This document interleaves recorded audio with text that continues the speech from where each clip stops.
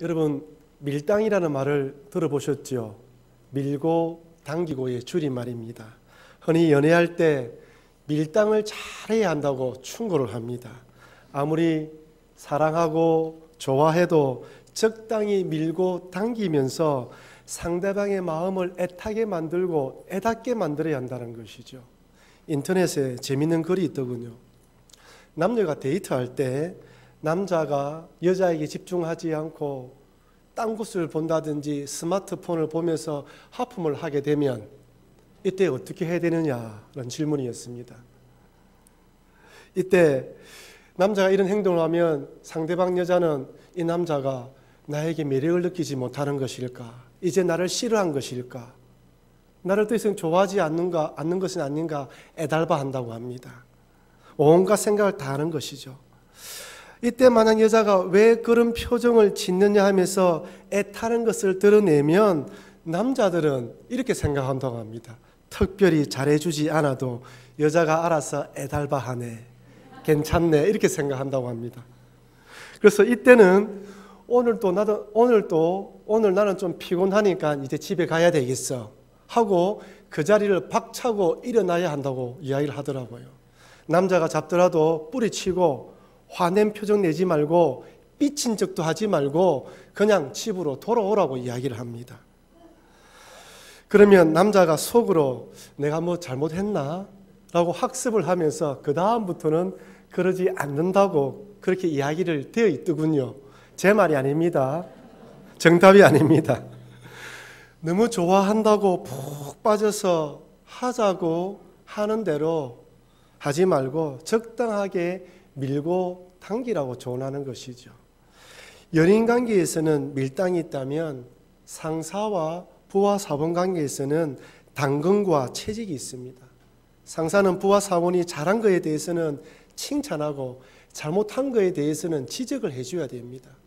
잘한 것에 대해서 칭찬하지 않고 잘못한 것에 대해서만 질책을 하면 일할 마음이 생기지 않는 것이고요. 너무 잘한다고 칭찬만 해주면 마치 자기가 잘해서 그러는 것인 줄 알고 교만해지는 경우가 있습니다. 그래서 적절하게 당근과 채찍이 필요한 것이죠. 오늘은 어버이 주일로 지키는 날입니다. 나를 낳아주시고 키워주신 부모님에게 그 은혜를 한 번 더 감사하는 시간을 가지는 날이죠. 대부분 자녀들은 우리 부모님들에 대해서 낳아주시고 지금까지 키워주시고 양육해 주신 것에 대해서는 감사한 마음을 가지고 있습니다. 그러나 또한 말은 하지 않지만 마음 한편으로부터는 이 부모로부터 받은 상처로 아픈 마음을 가지고 있는 자녀들도 있습니다. 또한 동일하게 우리 부모님들도 철없이 던진 그 자녀의 그 말 한마디가 비수가 되어서 가슴에 꽂혀서 평생의 아픔으로 남는 그런 분들도 있습니다. 명절날 또는 어버이날이나 부모님의 생신날 온 가족이 모여서 정말 기쁘고 즐거운 마음으로 가족 행사를 해야 되는데 만나기가 부담스럽고 어색하기도 하고 서로 상처를 주기도 하는 것이죠. 이런 모습을 보면 부모 자식 간에도 밀당 또는 당근과 채찍은 아니더라도 뭔가 조치가 필요한 것 같습니다. 정신분석 전문의인 김혜남 씨가 당신과 나 사이라는 책을 썼는데 올해 초에 출간되었습니다. 저자는 아무리 사랑하고 좋아하는 관계라도 절대로 하나 될 수 없다고 전제하고 있습니다. 절대 하나 될 수 없다는 것이죠. 그것을 서로 알라고 이야기를 합니다. 내가 상대방을 서운하게 만들 수도 있고 또한 나로 인하여 상대방이 서운하게 될 수 있다는 것을 인정하라는 것입니다. 여러분, 인간관계에서 상처는 서로 주고받는 것이지 일방적이지 않습니다. 나는 주지 않는데 상대방만 주는 것이 아니에요. 나도 때로는 본의 아니게 상대방에게 상처를 주기도 하고 또한 받고 싶지 않지만 상처를 받는 것이죠. 인간관계에서 상처는 일방적이지 않고 상방적입니다. 특히 친한 관계에서 상처를 주고받습니다. 그 이유가 무엇인 줄 아십니까? 왜 친한 관계, 서로 사랑하는 관계에서 상처를 주고받는 것일까요? 그것은 서로에 대한 기대가 크기 때문입니다. 모르는 사람, 잘 알지 못하는 사람으로부터 상처받는 경우는 드뭅니다. 저 멀리 아프리카에 살고 있는 사람 또는 지하철이나 버스 안에서 한번 스쳐 지나가듯이 만나는 사람에게서 상처받는 것은 평생을 가지 않습니다. 단지 그날 재수 없다, 기분 나쁘다 생각하고 잊어버리지 평생의 가슴을 상처로 두고 살아가는 사람은 아무도 없습니다. 하지만 가까운 관계, 친구라고 생각했던 사람들에게서 상처를 받습니다. 왜 그렇습니까? 내 편이라 생각하고 내 마음을 잘 알아줄 것이라 생각하고 내가 원하는 대로 내 기대대로 해줄 것이라는 그 기대감 때문에 그 기대가 충족되지 않으면 상처를 받는 것이죠. 살아가다가 사람의 관계에서 상처를 받으면 이만큼 힘든 일도 없습니다. 직장관계, 교회에서 가족 간에 상처받으면요 참 힘들어요. 그래서 어떤 사람은 이렇게 상처받고 나면 자기도 모르게 사람 만나는 자리를 회피하고 은둔하는 경향이 있습니다. 여러분, 상처받아서 사람을 만나지 않고 숨어 있으면 어느 일정 기간은 좋습니다. 하지만 또 시간이 지나면 외로움이 찾아와요. 상처받는 아픔보다 외로움을 견디지 못해요. 그래서 또 어쩔 수 없이 인간관계를 맺어야 됩니다. 원하지 않지만 이 땅에 살아가려면 인간관계를 맺어야 되는 것이 이 땅의 삶인 것이죠. 저자는 이 책에서 원하든 원하지 않든 인간관계를 맺어야 하는 우리이기 때문에 거리를 두라고 조언합니다. 한번 보십시오. 가족과 나 사이에서는 서로를 안아주고 보담아 줄 수 있는 몇 센치요? 20cm의 거리를 두라고 조언합니다. 그러면서 함부로 대하지 말라고 이야기하더군요.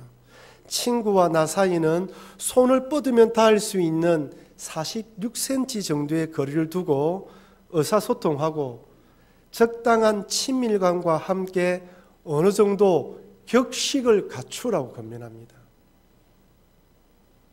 회사 동료와는 1.2m 정도 두면서 개인의 사생활을 너무 알려고 하지 말고 일부러 적을 만들지도 말고 싫은 사람과 일을 하게 될 때라도 사람과 일을 구분하여 할 수 있는 방법을 배워가라고 조언하더군요.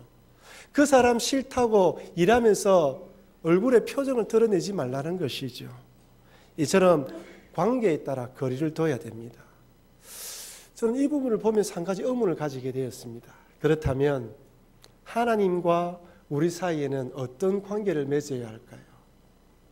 정말 하나님과 관계 속에서는 거리를 둬야 할까요? 거리를 두면 안 되지 않는 것일까요? 요한복음에서 예수님께서는 이렇게 말씀합니다. 요한복음 15장 4절 말씀 같이 읽어보겠습니다.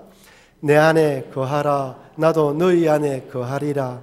가지가 포도나무에 붙어있지 아니하면 스스로 열매를 맺을 수 없음같이 너희도 내 안에 있지 아니하면 그러하리라.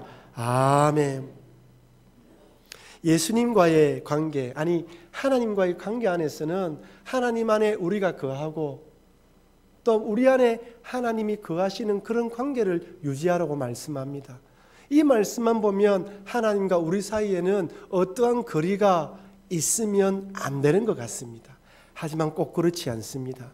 하나님과의 관계 속에서는 때로는 거리를 두고 또 때로는 밀접해야 됩니다. 한번 따라 합시다. 때로는 거리를 두고 때로는 밀접합시다. 밀착하게 밀접한 관계를 유지해야 된다는 것입니다. 거리를 두는 관계와 밀접하게 하는 관계, 이 관계를 잘 유지해야 한다는 것이죠. 첫 번째로 사역적인 차원에서는 거리를 둬야 합니다. 하나님은 창조주이시고 우리는 피조물입니다. 결국 피조물이 창조주의 뜻을 결코 알 수가 없습니다. 온 우주 만물과 세상을 창조하신 하나님께서는 하나님께서 정해놓은 시간과 하나님의 뜻에 따라 하나님의 주권에 따라 일하십니다. 우리들은 단순히 현재와 또한 과거의 시간 안에서 하나님의 일하심을 경험하지만 하나님은 과거, 현재, 미래 영원이란 관점에서 일을 하기 때문에 우리의 인간의 이성으로는 하나님의 주권을 다 이해할 수 없습니다. 그래서 비록 지금 내 뜻대로, 내가 원하는 대로, 내 생각대로 이루어지지 않는다 할지라도 여전히 하나님께서는 역사하고 있다는 것, 하나님의 주권을 인정하는 것이 바로 거리를 두는 것입니다. 그렇다면 하나님과 우리 사이의 거리는 얼마일까요? 20cm일까요? 1m일까요? 아닙니다. 우리는 땅에 살고 있고 하나님께서는 하늘에, 온 우주에 통찰하시는 분이기 때문에 땅만큼, 하늘만큼 거리를 둬야 됩니다. 하나님의 뜻에 순종하고 하나님의 뜻을 받아들이는 것이 거리를 두는 것이라는 것이죠. 여러분, 자녀들이 어릴 때에는 부모들이 자녀의 방에 함부로 들어갑니다. 자녀의 옷을 챙겨주고 속옷까지 챙겨줍니다.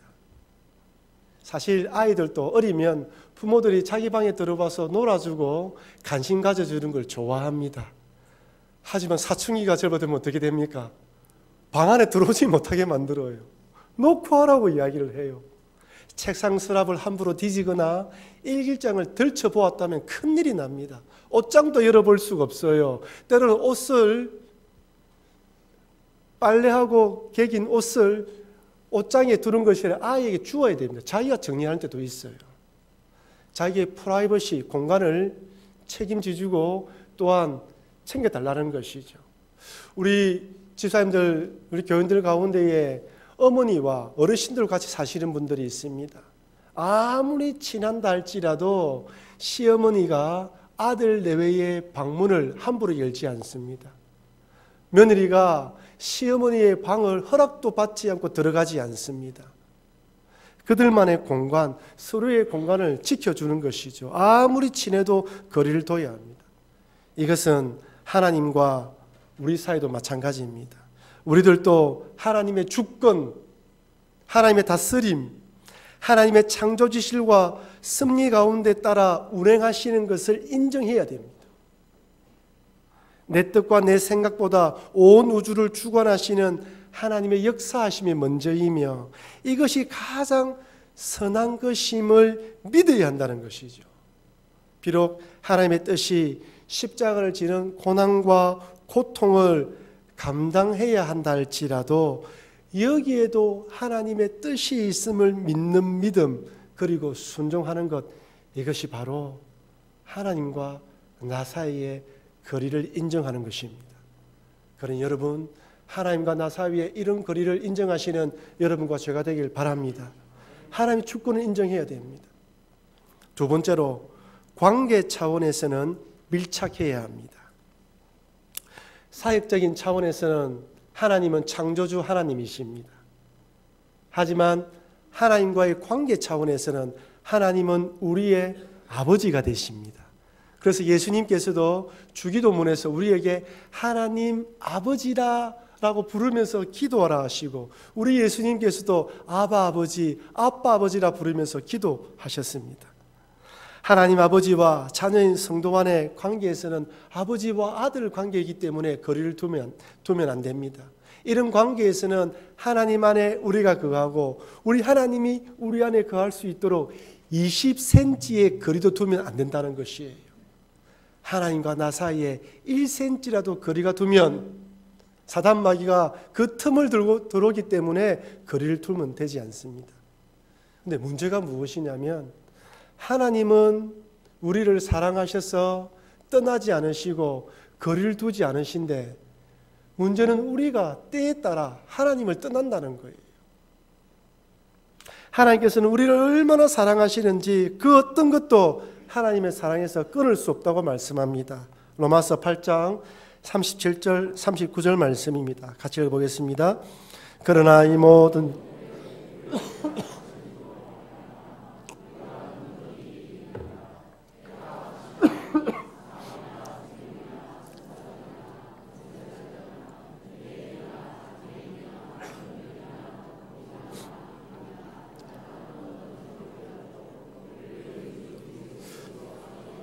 하나님의 사랑에서 끊을 수 없느니라. 아멘. 한번 따라합시다. 하나님의 사랑에서 끊을 수 없습니다.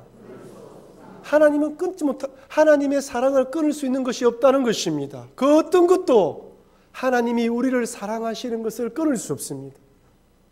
근데 우리가 떠나가요. 탕자처럼 부모의 유산을 받아서 내 마음대로 내가 하고 싶은 대로 살고 싶어서 하나님 품을 떠나간다는 것입니다. 그래서 참된 신앙이란 어떠한 상황과 환경 속에서도 하나님과 온전한 연합을 이루어 동행하는 것입니다. 한번 따라할까요? 참된 신앙이란 어떠한 상황과 환경 속에서도 하나님과 온전한 연합을 이루어 동행하는 것이다. 어떤 상황 속에서도 동행하는 것이 참된 신앙입니다. 절대로 하나님을 떠나면 안 되고 밀착해서 딱 붙어 있어야 되는 것이죠. 그렇다면 어떻게 해야 하나님과의 바른 관계, 올바른 거리를 유지할 수 있을까요? 하나님의 주권을 인정하여 거리를 두고 하나님을 아버지로 섬기면서 딱 밀착할 수 있는 이런 관계를 유지할 수 있을까요? 두 가지를 생각해 봐야 됩니다. 첫 번째는 하나님의 능력을 수단으로만 사용하려는 마음을 버려야 합니다. 우리들이 지난 2주간 동안 예수님의 제자들 그리고 가룟 유다에 대해 살펴보았습니다. 이들을 한번 보십시오. 예수님께서 십자가를 지시기 전까지 사도들의 모습은 너무나 실망스럽습니다. 가룟 유다를 제외한 11사도는 예수님을 하나님의 아들로 믿었지만 하나님 나라가 임할 때 한 자리 차지하려는 탐욕으로 서로 간에 다투었습니다. 가룟 유다는 예수님의 능력을 이용하여 자신의 정치적인 신념을 성취하려고 했습니다. 예수님의 능력을 수단으로만 사용하려고 하는 것이죠. 예수님의 능력을 자신의 이유를 위한 도구로 사용하려고 합니다. 이것은 오늘 본문에 등장하는 무리들도 마찬가지입니다. 누가복음 6장 19절 말씀 보시겠습니다. 같이 한번 읽어볼까요? 온 무리가 예수를 만지려고 힘쓰니 이는 능력이 예수께로부터 나와서 모든 사람을 낫게 함이르라. 아멘. 온 무리들이 병고침을 받기 위해 예수님을 만지려고 애를 씁니다. 여러분, 내 모든 문제가 있고 어떤 어려움이 있을 때 예수님께 나와서 간절한 마음으로 기도해야 됩니다. 이 무리들이 병고침 받기 위해서 예수님의 몸을 만지려고 애를 썼던 것처럼 우리도 나와야 됩니다. 하지만 중요한 것은 단지 나의 피로만을 위해서 예수님을 만지려는 것은 안 된다는 거예요. 예수님의 능력을 수단으로만 사용하면 안 된다는 것입니다. 이들은 단지 예수님의 능력을 이용만 하려고 했던 것이죠. 예수님께서 능력과 이정을 행한 것은 단순히 병만 고치고 회복시키기 위함이 아닙니다. 그 다음 단계가 무엇입니까? 병 고쳐주시고 귀신을 쫓아내시는 예수님이 하나님의 아들임을 믿고 하나님의 아들을 믿는 믿음의 단계까지 나오라고 이런 능력을 행한 것입니다. 누가복음 17장에 보면 나병, 즉 문둥병 걸린 10명의 사람들이 등장합니다. 예수님이 지나가신다는 소리를 듣고 저 멀리서 소리질러 예수님 우리를 불쌍히 여겨달라고 기도합니다. 요청하는 것이죠.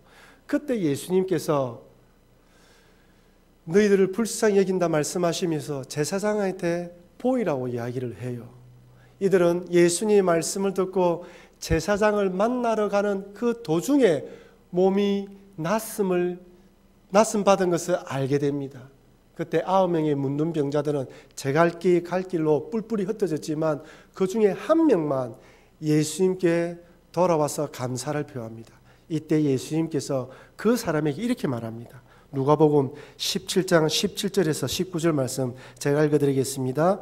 예수께서 대답하여 이르시되 10사람이 다 깨끗함을 받지 아니하였느냐? 그 9은 어디 있느냐? 이 이방인 외에는 하나님께 영광을 돌리러 돌아온 자가 없느냐 하시고 그에게 이르시되 일어나 가라 내 믿음이 너를 구원하였느니라 하시더라. 아멘. 9명 어디 갔냐는 거예요. 무슨 말씀입니까? 돌아오기를 기다렸다는 거예요. 왜? 병 고침 받았으면 이제는 예수님 믿어 구원받는 믿음까지 달려가야 되는 거예요. 근데 한 명만 다가왔고 한 명만 감사를 표했을 때 그에게 내 믿음이 너를 구원하였느니라 말씀해 주십니다. 병 고침 받기 위해 달려와야 됩니다. 거기서 머물면 안 된다는 것이죠. 병 고치는 것을 수단으로만 삼으면 되지 않는다는 것입니다. 그 다음 단계, 예수님을 하나님의 아들로 믿는 믿음으로 나아가지 못한다면 그 믿음은 소용이 없다는 것입니다. 두 번째는 우리 스스로 그어놓은 선을 없애야 합니다.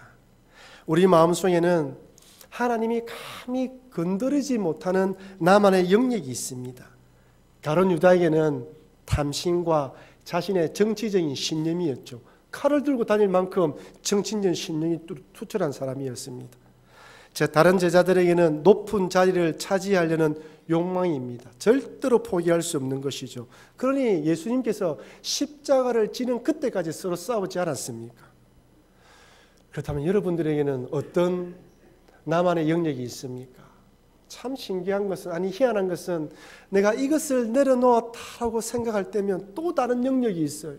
그것을 포기하면 또 다른 영역이 있습니다. 제가 생각하기로는 주님 만날 때까지 나만이 가지고 있는 이 영역을 계속 포기하는 것이 신앙생활이 아닌가 생각이 될 정도입니다. 아마 우리 젊은 우리 청년들에게는 자기들이 가지고 있는 꿈과 소망, 성공이라는 것이 그들만의 어떤 영역이 될 수가 있습니다.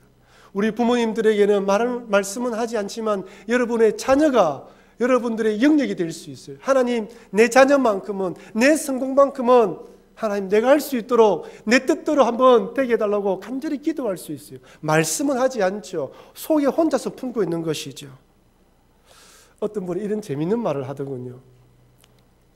만약에 우리나라에 아들들이 군대를 가게 되는데 아들들 대신 엄마들이 대신 군대 가게 한다면 우리나라 군대는 엄마들이 점령할 것이다. 틀린 말이 아닌 것 같습니다. 부모들에게 자식은 정말 귀중하지 않습니까? 그렇다면 여러분, 성경 인물들 가운데에 유달리 자식을 사랑했던 인물이 있다면 누구일까요? 제가 보기에는 야곱 같습니다. 야곱은 4명의 아내에게서 자녀를 낳았는데 그 중에서도 자신이 사랑했던 아내 라헬에게서 나왔던 요셉과 베냐민을 정말 귀중하게 생각했습니다. 요셉에게는 특별한 옷을 입혔고 또한 특별 대우를 했습니다. 형제들이 요셉이 싫어할 정도였어요. 요셉은 형제들의 잘못을 아버지에게 일러주면서 형제들의 미움을 샀습니다. 한 번은 들에 있는 형제들을 어떻게 지내는지 보고라는 아버지의 또 부탁을 받고 들에서 요셉이 오는 것을 보고 형제들이 얼마나 미워했으면 한순간에 마음을 모아서 요셉을 죽이기로 결정하지 않습니까? 웅덩이에 떨어뜨려 놓고 차마 죽이지는 못해서 노예로 팔아버립니다. 돌아와서는 아버지에게 요셉이 들에서 짐승에게 물려 죽었다라고 거짓말까지 하죠. 야곱의 심정이 어땠을까요? 요셉이 죽었다고 생각한 야곱은 이젠 요셉에게 베풀었던 사랑을 누구에게 베풉니까? 막내 아들 베냐민입니다. 이제 이 베냐민만큼은 내 힘으로 내 손으로 꼭 지키겠다 결단합니다. 절대 내어주지 않겠다. 심부름도 보내지 않겠다. 내 눈 밖에 벗어나지 않겠다 결단하게 되는 것이죠.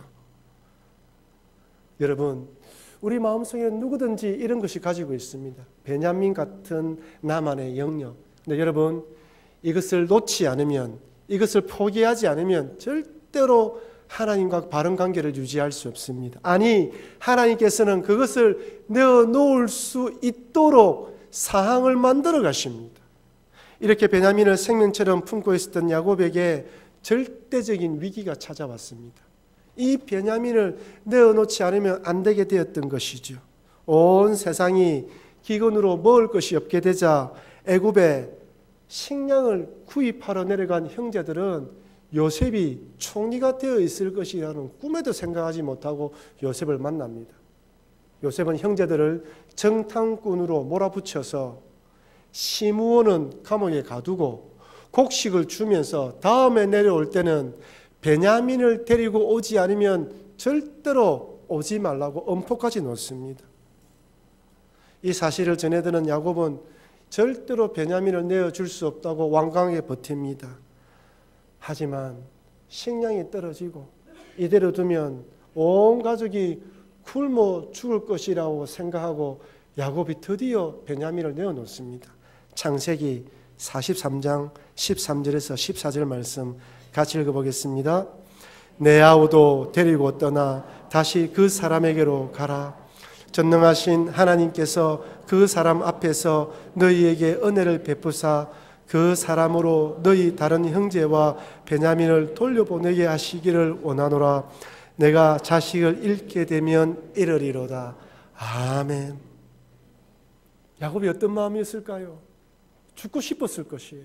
제가 이 구절을 묵상하면서 그 야곱의 안타까운 마음이 제 가슴 속에 전해지는 것 같았습니다. 하지만 야곱이 자포자기하면서 내놓은 것이 아니에요. 하나님께 맡깁니다. 전능하신 하나님께서 그 사람 앞에서 너희에게 은혜를 베푸사 무엇을 깨달았습니까? 내가 움켜진다고 내가 품고 있다고 되는 것이 아니라 하나님께 내어놓을 때 그 하나님의 은혜가 임하면 다시 돌아올 수 있을 것이다라는 믿음으로 내어놓았던 것입니다. 여러분, 여러분이 품고 있는 그것 내어놓기가 쉽지 않습니다. 하지만 야곱처럼 하나님을 의지하고 이르면 이르리라는 고백으로 내어놓으면 다시 돌려받게 되는 것입니다. 우리들이 살아가다 보면 야곱처럼 그렇게 소중했던 베냐민과 같은 것들을 내놓기가 쉽지 않습니다. 네, 여러분 한번 생각해 보십시오.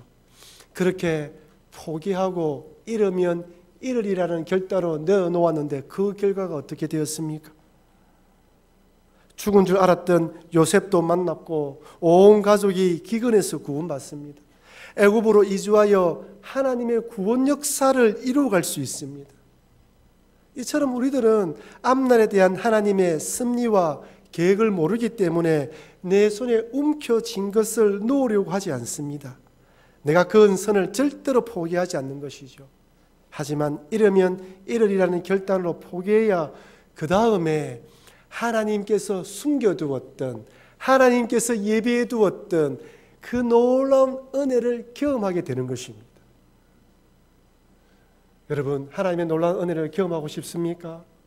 예비해 두었던 은혜, 여호와 이레의 은혜를 경험하고 싶습니까? 여러분이 품고 있는 거 내려놓아야 됩니다. 여러분이 움켜쥐고 있는 거 포기해야지만 그 다음에 이런 은혜를 받아 누릴 수 있다는 것이죠. 어버이 주일을 맞이하여 부모님에게 효도하라 권면해야 하지만 우리 부모님들 가운데 혹시 야곱처럼 내 자식을 내 품의 자녀로만 생각하고 내려놓지 못해서 이런저런 문제가 생긴 것은 아닌지 한번 진지하게 생각해 보시고 이 말씀이 도전이 되시면 야곱처럼 나의 자녀들을 하나님께 내어놓으시는 여러분과 제가 되길 바랍니다. 그래야 예배해 놓으신 은혜, 자녀와의 더 깊은 은혜의 관계, 고부간의 갈등도 없이 이 관계들이 올바르게 되어지는 것입니다. 사랑하는 성도 여러분, 이 땅을 살아갈 때 인간관계에서 거리가 중요한 것처럼 하나님과의 관계에서도 창조주 하나님으로서의 주권을 인정하며 거리를 두고 또한 하나님을 내 아버지로서 믿고 그 안에 거하는 이 관계를 유지해야 됩니다. 이러기 위해서는 하나님의 능력을 내 욕심을 위한 수단으로 삼으려는 것을 내려놓고 내 스스로 그어놓은 그 선, 나만의 영역을 포기하고 내려놓을 때 하나님께서 예비해둔 놀라운 은혜를 맛보게 되는 것입니다. 오늘 이 말씀을 통하여 내려놓을 것은 내려놓으시고 그래서 하나님과의 바른 관계를 유지하시는 여러분과 제가 되길 주의 이름으로 축원합니다.